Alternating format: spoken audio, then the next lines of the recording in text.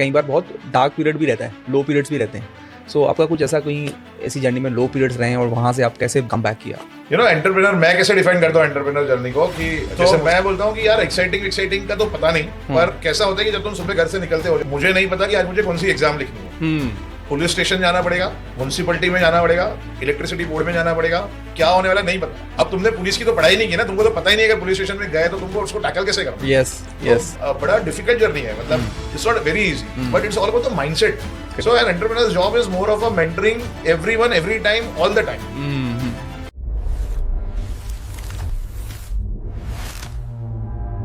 Sir any in this journey, ऐसे entrepreneur is said to be very lonely journey, तो ऐसा तो लोग नहीं होते हैं 10 लोग आपको मिले हैं उसमें, तो हमेशा कई बार बहुत डार्क पीरियड भी रहता है, लो पीरियड्स भी रहते हैं।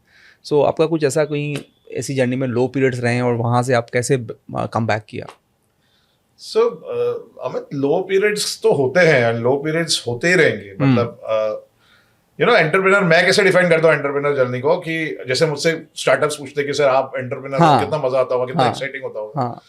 तो मैं बोलता हूँ कि यार एक्साइटिंग का तो पता नहीं, पर कैसा होता है कि जब तुम सुबह घर से निकलते हो, जैसे मैं, and it is real, it is not like मैं शब्द बना रहा हूँ, करेक्ट, कि मुझे नहीं पता कि आज मुझे कौन सी एग्जाम लिखनी है।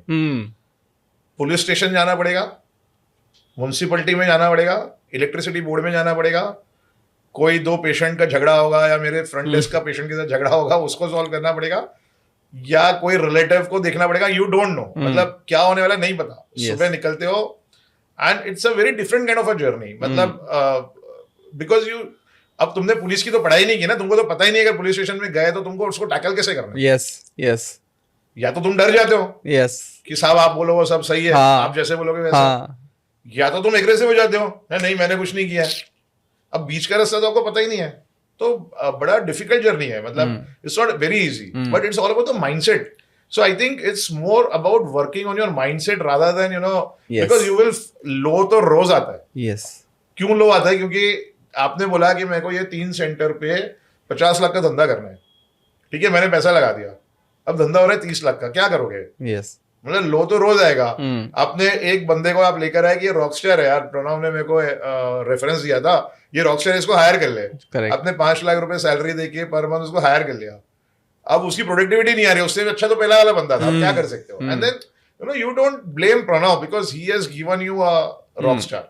So then you kind of find out that actually मैंने इसके साथ काम कम किया, मैंने इसको मेंटोर कम किया, मुझे उसको और सिखाना है, मैंने उसको और सिखाया होता तो वो आउट परफॉर्म करता. And then every time it happens. So an entrepreneur's job is more of a mentoring everyone every time all the time.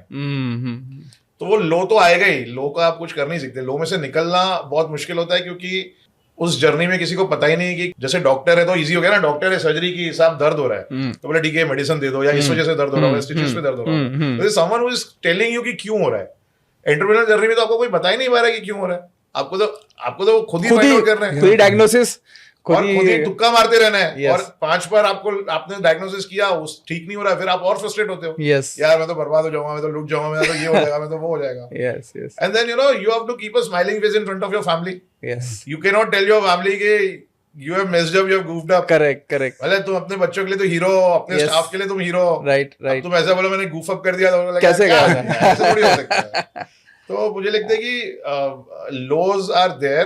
You are alone is a right statement, but then you have to. So okay. How did you come out? Like, so what is the mindset that you? So what I did is mindset को तो strong बनाना पड़ता है. हर समय ये सोचना पड़ता है कि कल नया दिन होगा. But what I did in this journey is I started making entrepreneur friends. Okay. I kind of started interacting with a lot of organizations, like each has one of them. Right. So a lot of networks where you get people like-minded because they are all in the same boat. So the community of like-minded people. And then you kind of don't tell them that मैंने goof up कर दिया, but then you tell them that ऐसा problem आ रहा है यार business में, तू कैसे handle करेगा? Right. या तो वो बोलेगा यार मेरे को भी ऐसा आया, मैंने ऐसे handle किया, या तो कुछ ज्ञान देगा. Right. ज्ञान पसंद है तो लो, नहीं पसंद है तो उसको रिजेक्ट कर दो. Yes. पर 90% टाइम ऐसा होता है कुछ ना कुछ हेल्प आ जाती है. जैसे I'll tell you one example. We are supposed to do an IPO. तो I just presented in front of 10-15 people कि यार हम लोग IPO करने का सोच रहे हैं. तो सामने से ही 10 लोगों ने बोला, ये ध्यान दिया, यार तो मेरे को पता ही नहीं ऐसा कुछ होता भी है.